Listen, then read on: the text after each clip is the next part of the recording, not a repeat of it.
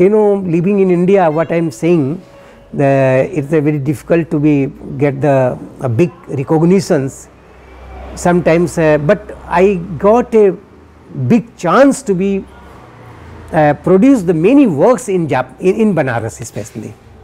This chance I can't get in Baroda or Mumbai or Tokyo or any other places. You can see the number of works in stones, in bronze, in my drawings and the paintings which I have here and at my museum place also.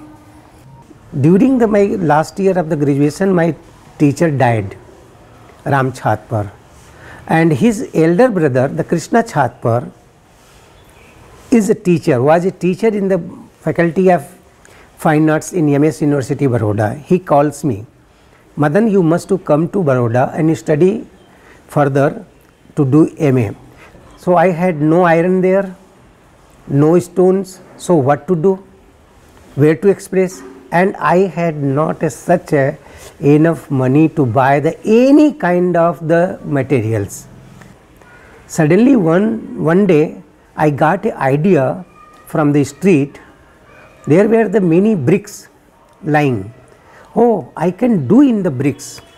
I have to not expend the money for the bricks, because it is here and there anywhere in India. Many bricks I collected. Then I started the ideas from where to start my works. So what I have in the Banaras, from the same sculpture, I started in the bricks.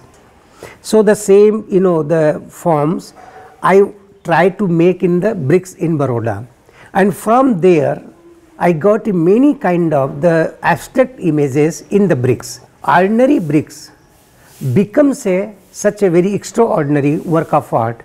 I was completely involved in the works, so I did not wanted to go to Delhi or Bombay, other places after my final post graduation. So I choose the Chunar quarry. There were the sandstones, and it is the most cheapest material in India. I spent the 4 years in Chunar and did the many sculptures. One of the lying here I did in the Chunar. So the sandstones becomes really the first love of my professional materials. From the very beginning I was very much fascinated with the nature, and doing every day almost the 2-3 years the flower studies in my college garden, and the figures is the very important in my art. I get an idea, so the whole like this body is the one bud, and it's opening, and this makes me, I got a bird's form, like the sprouting forms, like the blooming forms. So that becomes a part of my image. I use that image in any places, to using here, or using in the river, or using in the ponds, or using to making in the landscapes. Many mediums I use this, I practice it, I experiment it. When I completed my Chunar journey, fortunately I got the Japanese Mombuso scholarship in 1985, and fortunately I had a great institute in Tokyo, the Tama Art University, the private university, but one of the best university. Fortunately there were my teacher, the Issey Atsuo, whose name is the Issey Gallery here. The Issey Atsuo was a very famous sculptor of the stone sculpture. He was working in the sandstone, travertine and marbles also. I started my works, so there were not the availability of the sandstones. So he gives me the first Carrara marble ones, and fortunately I got the many marble pieces there, because I told you earlier that I need to work whatever I have got to the materials. I experience that things, and in marble I got a great experience also, the making. It is a very the feelings of to making the sculpture is becomes a purity, So marble is also one of the very, very important journey of in my art life. And the same times I do the many exhibitions in Tokyo started, and one the marble sculptures, stone sculptures I completed. The next exhibition I got in the Setag Art Museum after 3 months. I don't want to repeat the same sculptures within 3 months to make the another one man shows. So what to do? The next question comes. So I went to my Baroda's memories. I got the bricks. I bought the bricks first time in Japan from the departmental stores.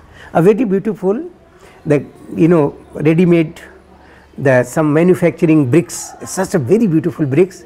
I expend a lot of money for the bricks.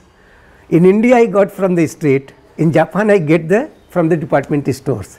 And in 1 month I did the 5 sculptures in bricks. I cut the 225 bricks, and that was such a very, also I get the break in my art life in Japan.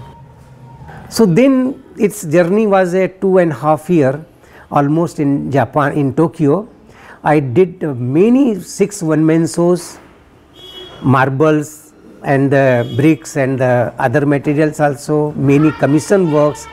So my professor asked me, where you want to go to work in India, and he suggested me, you don't have to live in Tokyo, you have to go back to your India to make such a good service in the art field. He suggests me, you have to live in Banaras. In Banaras you can get the your favorite materials, the sandstones from the Chunar, and the iron materials from this Banaras city. And you can get if you can get fortunately the job in the Banaras Hindu University. Everything was true. In between 2 months I went to Chunar. I bought the 2 trucks of the stones. All stones I bring to the faculty, and I take the 2-3 carvers, assistants, and I started the carving in the faculty. These works I did in the 90s, 91 to 94. Banaras, for me is the best place, and in my life I got many things.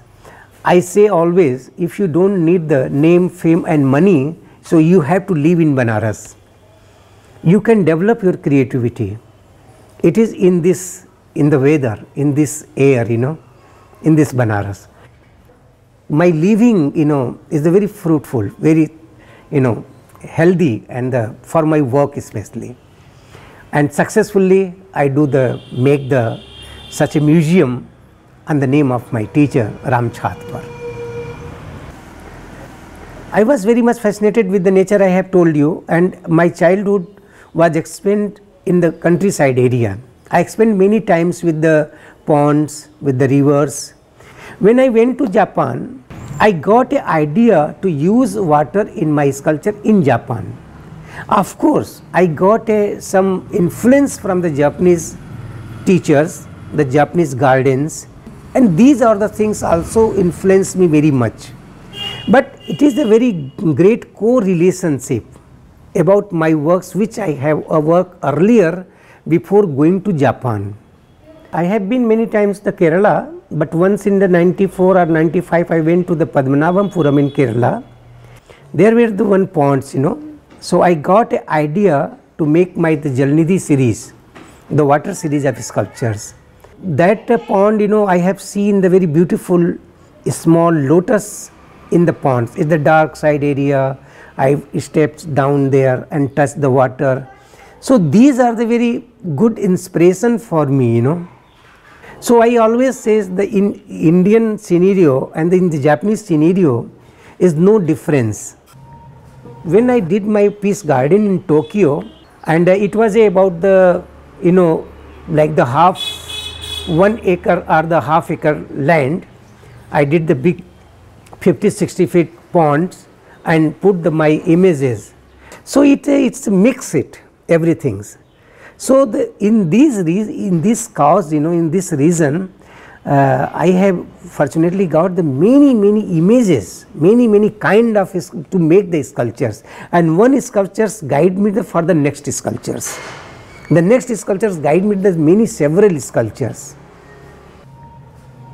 In my childhood, when the Panditji, the saints come to make the puja, so they make the some alpana from the grounds.